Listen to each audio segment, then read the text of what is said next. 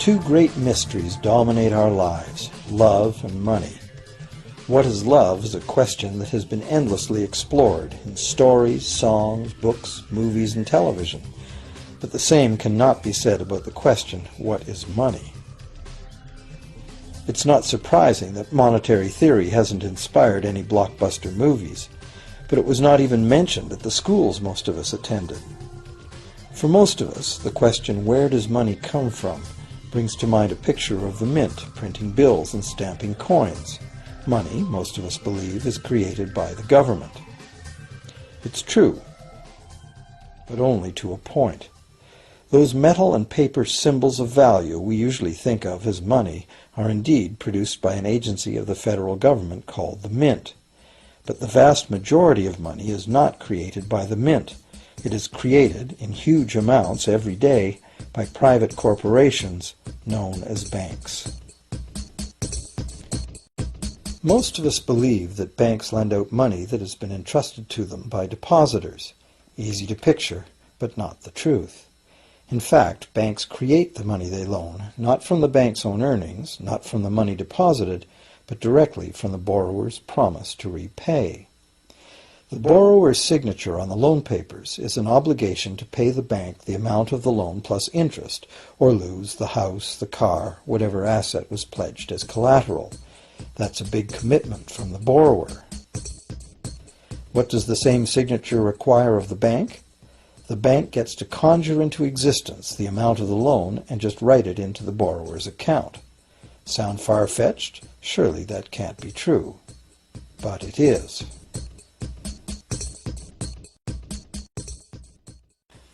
To demonstrate how this miracle of modern banking came about, consider this simple story, the goldsmith's tale. Once upon various times, pretty much anything was used as money. It just had to be portable, and enough people had to have faith that it could later be exchanged for things of real value, like food, clothing, and shelter. Shells, cocoa beans, pretty stones, even feathers have been used as money. Gold and silver were attractive, soft, and easy to work with, so some cultures became expert with these metals. Goldsmiths made trade much easier by casting coins, standardized units of these metals whose weight and purity was certified. Well, to protect his gold, the goldsmith needed a vault, and soon his fellow townsmen were knocking on his door, wanting to rent space to safeguard their own coins and valuables. Before long, the goldsmith was renting every shelf in the vault and earning a small income from his vault rental business. Years went by, and the goldsmith made an astute observation. Depositors rarely came in to remove their actual physical gold, and they never all came in at once. That was because the claim checks the goldsmith had written as receipts for the gold were being traded in the marketplace as if they were the gold itself. This paper money was far more convenient than heavy coins, and amounts could simply be written instead of laboriously counted one by one for each transaction. Meanwhile, the goldsmith had another business. He lent out his gold, charging interest. Well, as convenient claim check money came into acceptance, borrowers began asking for their loans in the form of these claim checks instead of the actual metal.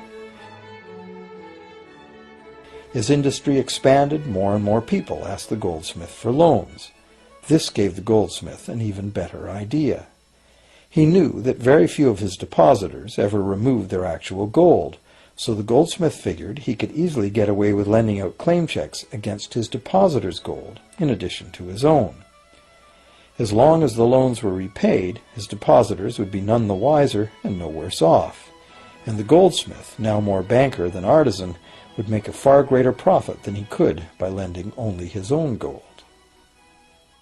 For years, the goldsmith secretly enjoyed a good income from the interest earned on everybody else's deposits. Now a prominent lender, he grew steadily richer than his fellow townsmen, and he flaunted it. Suspicions grew that he was spending his depositors' money. His depositors got together and threatened withdrawal of their gold if the goldsmith didn't come clean about his newfound wealth. Contrary to what one might expect, this did not turn out to be a disaster for the goldsmith. Despite the duplicity inherent in his scheme, his idea did work. The depositors had not lost anything. Their gold was all safe in the goldsmith's vault. Well, rather than taking back their gold, the depositors demanded that the goldsmith, now their banker, cut them in by paying them a share of the interest. And that was the beginning of banking. The banker paid a low interest rate on deposits of other people's money that he then loaned out at a higher interest. The difference covered the bank's cost of operation and its profit. The logic of this system was simple, and it seemed like a reasonable way to satisfy the demand for credit. However, this is not the way banking works today. Our goldsmith banker was not content with the income remaining after sharing the interest earnings with his depositors, and the demand for credit was growing fast as Europeans spread out across the world. But his loans were limited by the amount of gold his depositors had in his vault. That's when he got an even bolder idea. Since no one but himself knew what was actually in his vaults, he could lend out claim checks on gold that wasn't even there. As long as all the claim check holders didn't come to the vault at the same time and demand real gold, how would anyone find out? This new scheme worked very well, and the banker became enormously wealthy on the interest paid on gold that did not exist. The idea that the banker would just create money out of nothing was too outrageous to believe, so for a long time the thought did not occur to people. But the power to just invent money went to the banker's head, as you can well imagine. In time, the magnitude of the banker's loans and his ostentatious wealth did trigger suspicions once again. Some borrowers started to demand real gold instead of paper representations. Rumors spread. Suddenly, several wealthy depositors showed up to remove their gold. The game was up. A sea of claim check holders flooded the street outside the closed doors of the bank. Alas, the banker did not have enough gold and silver to redeem all the paper he had put into their hands. This is called a run on the bank, and it is what every banker dreads. This phenomenon of a run on the bank ruined individual banks and, not surprisingly, damaged public confidence in all bankers. It would have been straightforward to outlaw the practice of creating money from nothing. But the large volumes of credit the bankers were offering had become essential to the success of European commercial expansion, so instead the practice was legalized and regulated. Bankers agreed to abide by limits on the amount of fictional loan money that could be lent out. The limit would still be a number much larger than the actual value of gold and silver in the vault. Quite often the ratio was 9 fictional dollars to 1 actual dollar in gold. These regulations were enforced by surprise inspections. It was also arranged that, in the event of a run, central banks would support local banks with emergency infusions of gold. Only if there were runs on a lot of banks simultaneously would the banker's credit bubble burst and the system come crashing down.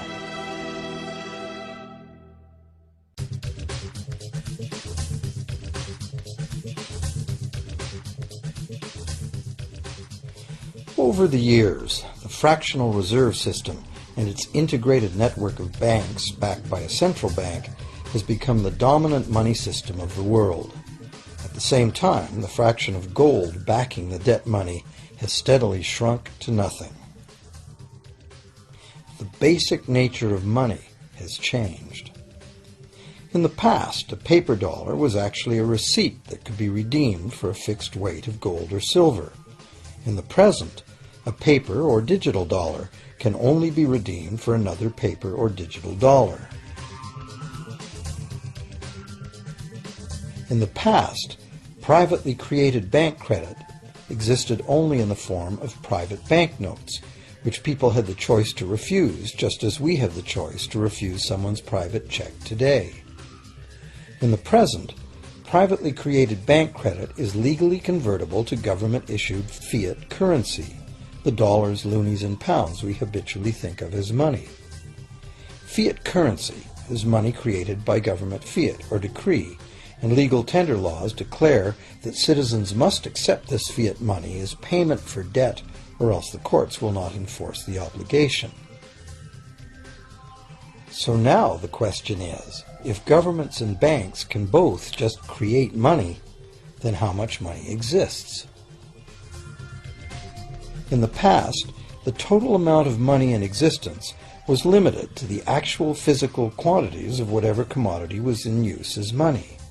For example, in order for new gold or silver money to be created, more gold or silver had to be found and dug out of the ground. In the present, money is literally created as debt. New money is created whenever anyone takes a loan from the bank. As a result, the total amount of money that can be created has only one real limit: the total level of debt.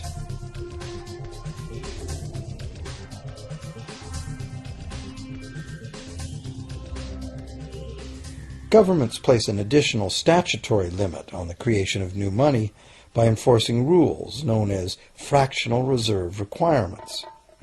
Essentially arbitrary, fractional reserve requirements vary from country to country and from time to time. In the past, it was common to require banks to have at least $1 worth of real gold in the vault to back $10 worth of debt money created.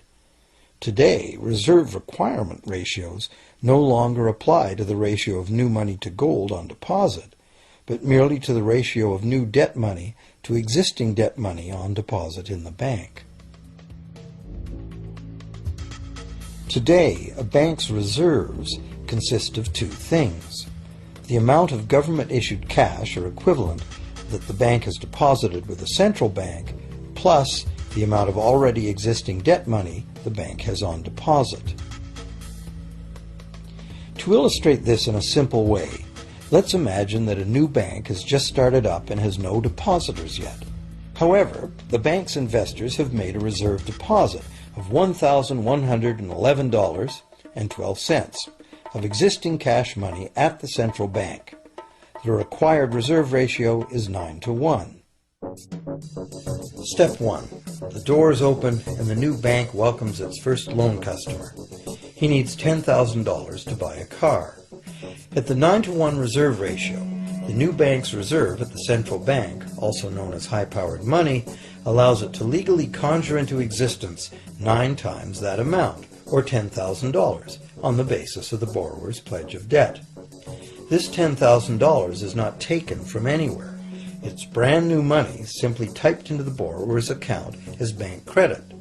The borrower then writes a check on that bank credit to buy the used car. Step 2. The seller then deposits this newly created $10,000 at her bank. Unlike the high-powered government money deposited at the central bank, this newly created credit money cannot be multiplied by the reserve ratio. Instead, it's divided by the reserve ratio. At a ratio of 9-to-1, a new loan of $9,000 can be created on the basis of the $10,000 deposit. Step 3. If that $9,000 is then deposited by a third party at the same bank that created it or at a different one, it becomes the legal basis for a third issue of bank credit, this time for the amount of $8,100. Like one of those Russian dolls where each layer contains a slightly smaller doll inside, each new deposit contains the potential for a slightly smaller loan in an infinitely decreasing series. Now, if the loan money created is not deposited at the bank, the process stops. That's the unpredictable part of the money creation mechanism. But more likely, at every step, the new money will be deposited at a bank, and the reserve ratio process can repeat itself over and over until almost $100,000 of brand new money has been created within the banking system. All of this new money has been created entirely from debt, and the whole process has been legally authorized by the initial reserve deposit of just $1,111.12, which is still sitting untouched at the central bank. What's more, under this ingenious system, the books of each bank in the chain must show that the bank has 10% more on deposit than it has out on loan. This gives banks a very real incentive to seek deposits in order to be able to make loans, supporting the general but misleading impression that loans come out of deposits. Now, unless all the successive loans are deposited at the same bank, It cannot be said that any one bank got to multiply its initial high-powered money reserve almost 90 times by issuing bank credit out of nothing. However, the banking system is a closed loop. Bank credit created at one bank becomes a deposit in another, and vice versa. In a theoretical world of perfectly equal exchanges, the ultimate effect would be exactly the same as if the whole process took place within one bank. That is, the bank's initial central bank reserve of a little over $1,100 allows it to ultimately collect interest on up to $100,000 the bank never had.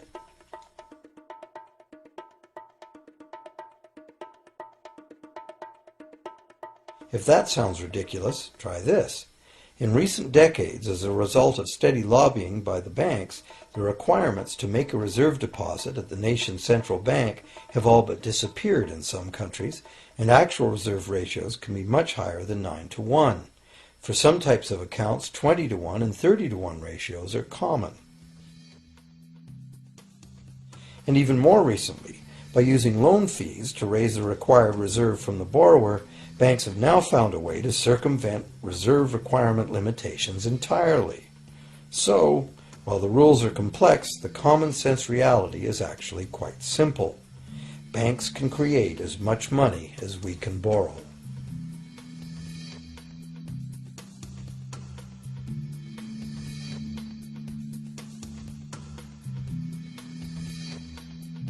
Despite the endlessly presented mint footage, government-created money typically accounts for less than 5% of the money in circulation.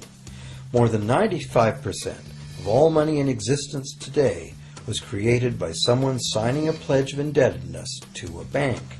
What's more, this bank credit money is being created and destroyed in huge amounts every day, as new loans are made and old ones repaid.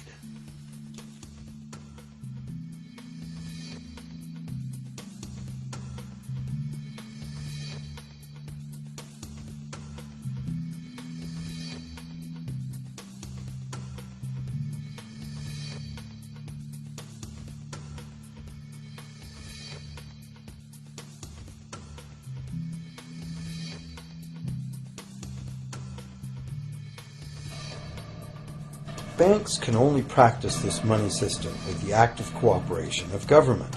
First, governments pass legal tender laws to make us use the national fiat currency. Secondly, governments allow private bank credit to be paid out in this government currency. Thirdly, government courts enforce debts. And lastly, governments pass regulations to protect the money system's functionality and credibility with the public, while doing nothing to inform the public about where money really comes from. The simple truth is that when we sign on the dotted line for a so-called loan or mortgage, our signed pledge of payment, backed by the assets we pledge to forfeit should we fail to pay, is the only thing of real value involved in the transaction.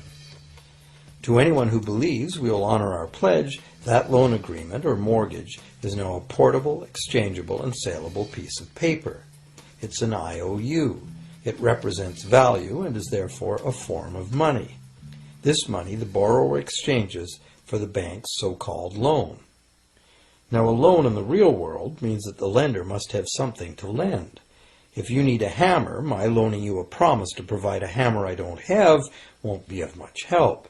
But in the artificial world of money, a bank's promise to pay money it doesn't have is allowed to be passed off as money, and we accept it as such.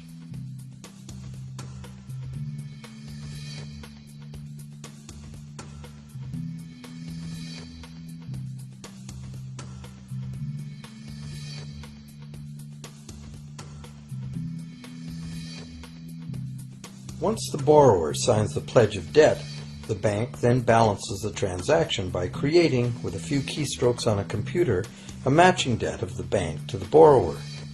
From the borrower's point of view, this becomes loan money in his or her account, and because the government allows this debt of the bank to the borrower to be converted to government fiat currency, everyone has to accept it as money. Again, the basic truth is very simple. Without the document the borrower signed, the banker would have nothing to lend. Have you ever wondered how everyone, governments, corporations, small businesses, families, can all be in debt at the same time and for such astronomical amounts? Have you ever questioned how there can be that much money out there to lend? Now you know, there isn't. Banks do not lend money. They simply create it from debt. And as debt is potentially unlimited, so is the supply of money. And as it turns out, the opposite situation is also true. Isn't it astounding that despite the incredible wealth of resources, innovation, and productivity that surrounds us, almost all of us, from governments to companies to individuals, are heavily in debt to bankers? If only people would stop and think, how can that be? How can it be that the people who actually produce all the real wealth in the world are in debt to those who merely lend out the money that represents the wealth? Even more amazing is that once we realize that money really is debt, we realize that if there was no debt, there'd be no money.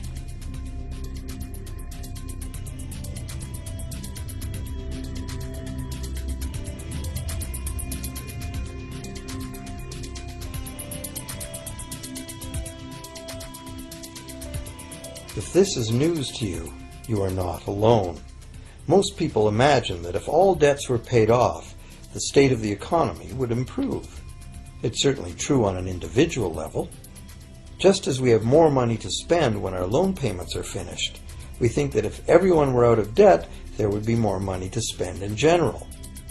But the truth is the exact opposite. There would be no money at all. There it is. We are totally dependent on continually renewed bank credit for there to be any money in existence. No loans, no money, which is what happened during the Great Depression. The money supply shrank drastically as the supply of loans dried up.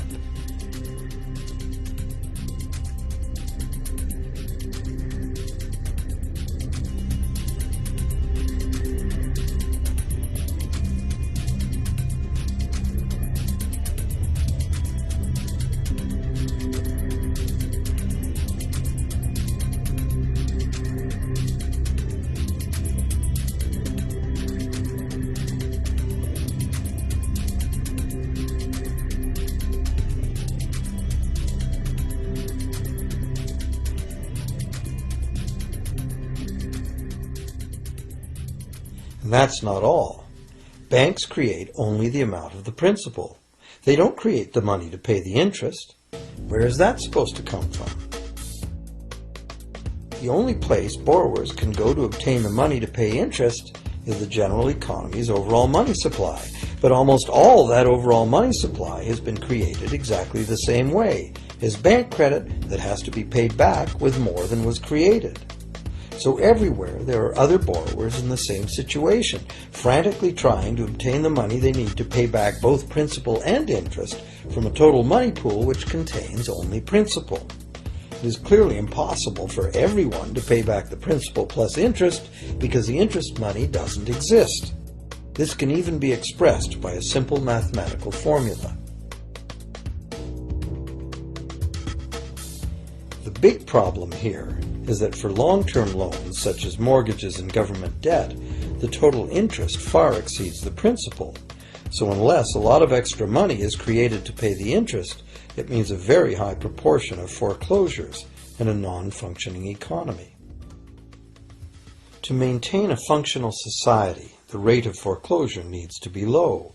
And so, to accomplish this, more and more new debt money has to be created to satisfy today's demands for money to service the previous debt.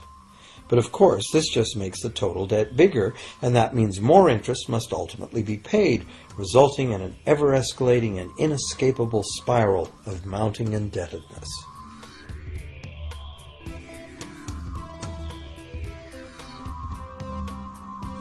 It is only the time lag between money's creation as new loans and its repayment that keeps the overall shortage of money from catching up and bankrupting the entire system.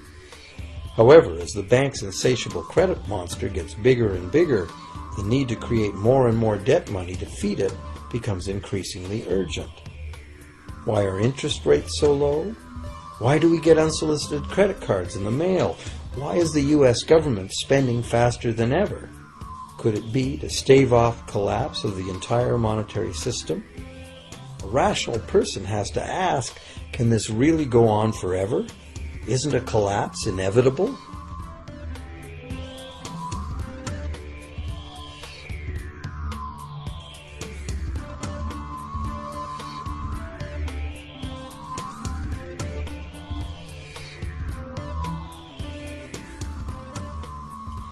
Money facilitates production and trade.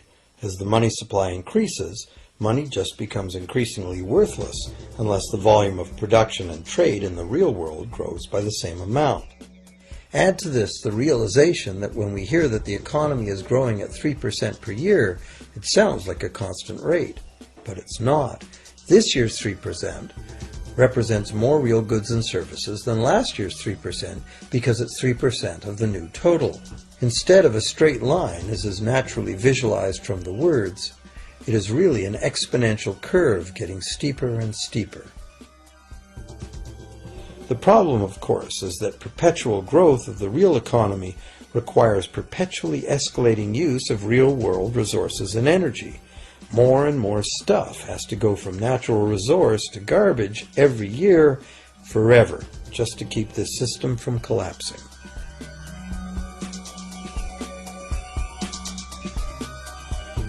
What can we do about this downright scary situation? For one thing, we need a very different concept of money.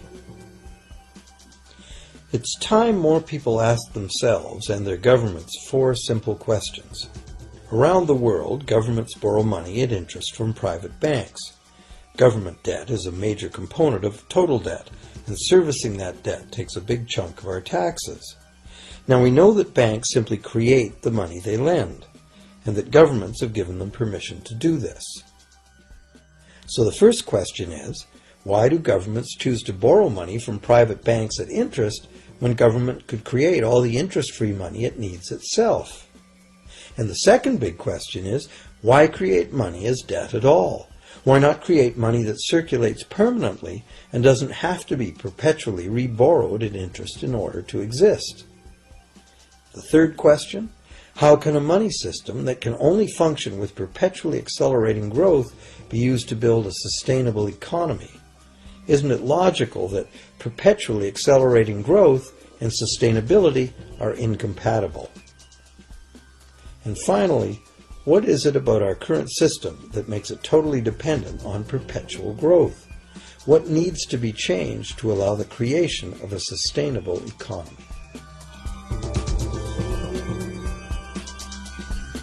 At one time, charging any interest on a loan was called usury and was subject to severe penalties, including death. Every major religion forbade usury.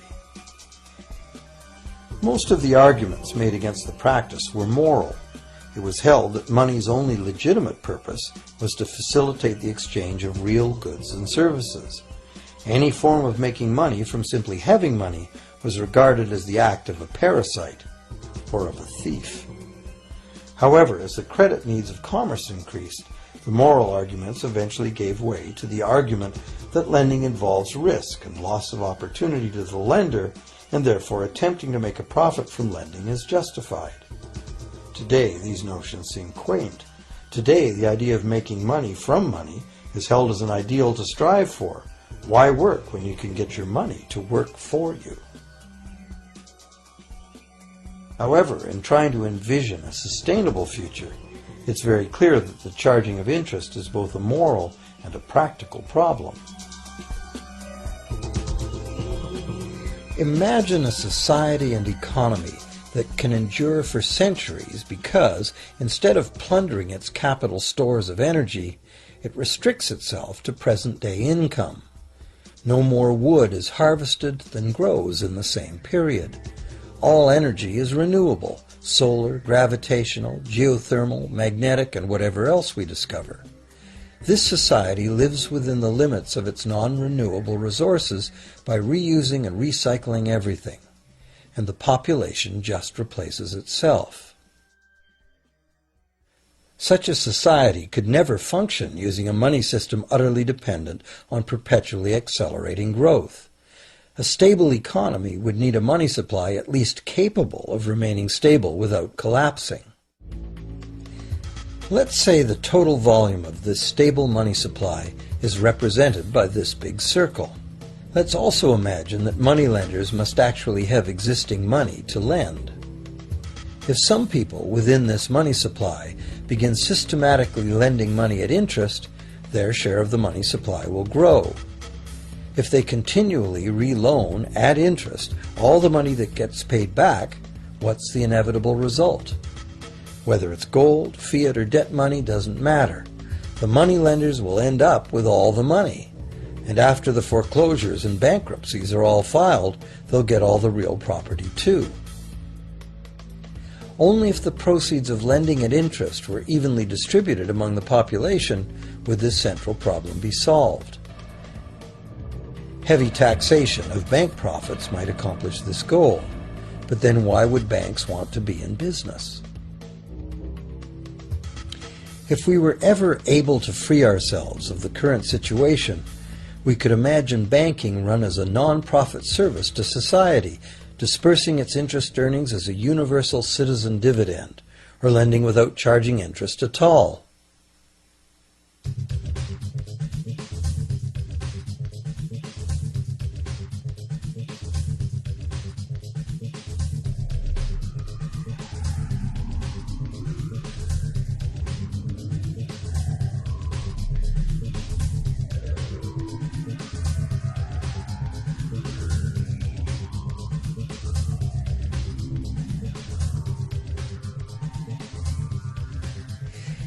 If it is the fundamental nature of the system that causes the problems, tinkering with the system cannot ever solve those problems. The system itself must be replaced. Many monetary critics call for a return to gold-based money, claiming that gold has a long history of reliability. They ignore the many scams that can be played with gold, shaving coins, debasing the metal, cornering the market, all of which were abundantly practiced in ancient Rome and contributed to its fall. Some advocate silver at being more abundant than gold and therefore more difficult to corner. Many question the need to bring back precious metals at all. No one wants to go back to carrying heavy sacks of coins to go shopping. It's a certainty that paper, digital, plastic, or more likely biometric ID money would be the real medium of trade, with the same potential for creating unlimited debt money we have now. Beyond that, if gold again became the sole legal basis of money, those who have no gold would suddenly have no money. Other monetary reform advocates have concluded that greed and dishonesty are the main problems, and that there may be better ways to create an honest and equitable money system than returning to silver or gold. Inventive minds have proposed a variety of alternate ways to create money. Many private barter systems create money as debt, much as banks do, but it is done openly and without charging interest. An example is a barter system in which debt is expressed as pledges of hours of work, all work being valued equally at a dollar figure that then allows hours to be equated with the dollar price of goods. This kind of money system can be set up by anyone who can devise a way to do the accounting and find willing and trustworthy participants. Setting up a local barter money system, even if it were little used now, would be prudent emergency planning for any community. Monetary reform, like electoral reform, is a big topic, and one that requires a willingness to change and to think outside the box. Monetary reform, again, like electoral reform, will not come easily, because the enormously powerful interests that benefit from the existing system will do their utmost to maintain their advantage. Now that we've seen that money is just an idea, and that in reality money can be whatever we make it, here's one very simple alternative monetary concept to consider. This model is based on systems that have worked in the past, in England and America, systems that were undermined and destroyed by the goldsmith bankers and their fractional reserve system.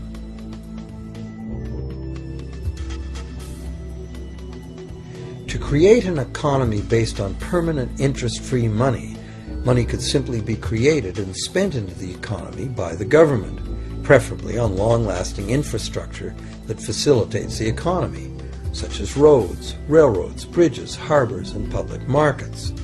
This money would not be created as debt, it would be created as value, that value being in the form of whatever it was spent on. If this new money facilitated a proportional increase in trade requiring its use, it would cause no inflation whatsoever. If government spending did cause inflation, there would be two courses of action available.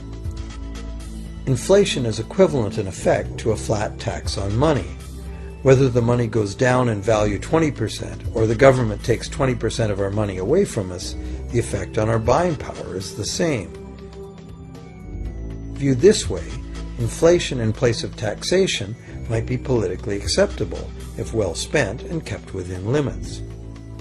Or government could choose to counter inflation by collecting tax monies that it then takes out of use, thus reducing the money supply and restoring its value. To control deflation, which is the phenomenon of falling wages and prices, the government would simply spend more money into existence. With no competing private debt money creation, governments would have more effective control of their nation's money supply. The public would know whom to blame if things went wrong. Governments would rise and fall on their ability to preserve the value of money.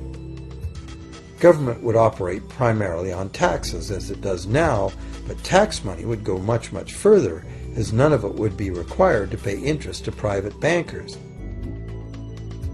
There could be no national debt if the federal government simply created the money it needed.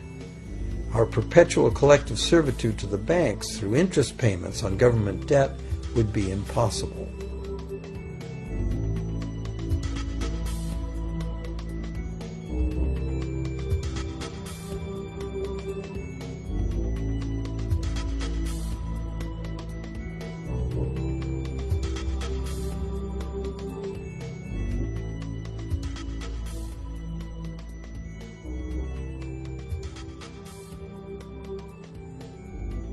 What we have been taught to believe as democracy and freedom has become in reality an ingenious and invisible form of economic dictatorship.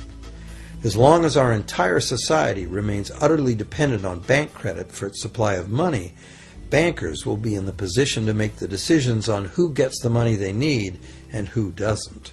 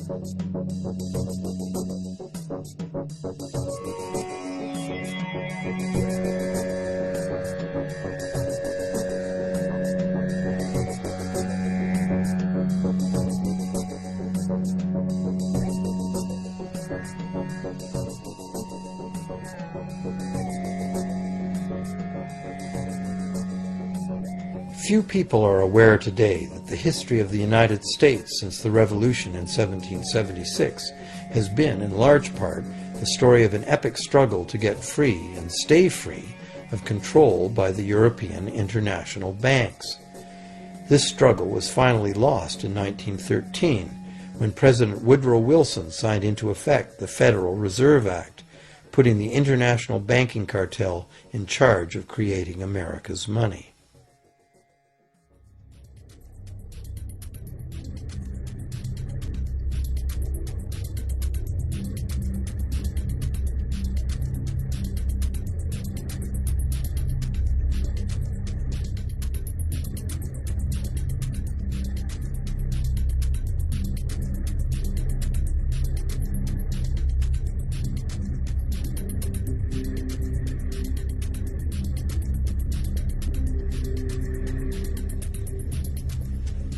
power of this system is deeply ingrained.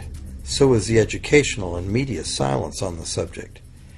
Years ago, a Canadian Deputy Prime Minister surveyed scores of non-economists, both highly educated professionals and common-sense people on the street, and found that not one of them had an accurate understanding of how money is created.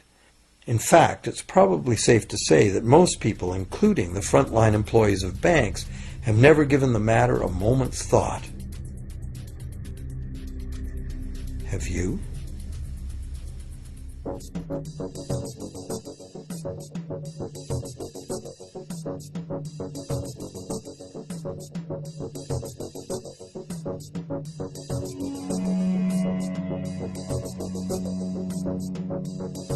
The modern money-as-debt system was born a little over 300 years ago, when the first Bank of England was set up with a royal charter for fractional lending of gold receipts at a modest ratio of 2 to 1.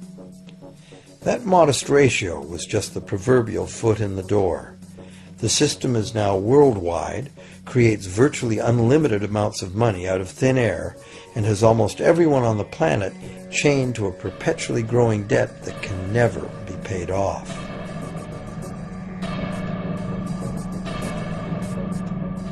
Could it have all happened by accident? Or is it a conspiracy? Obviously, something very big is at stake here.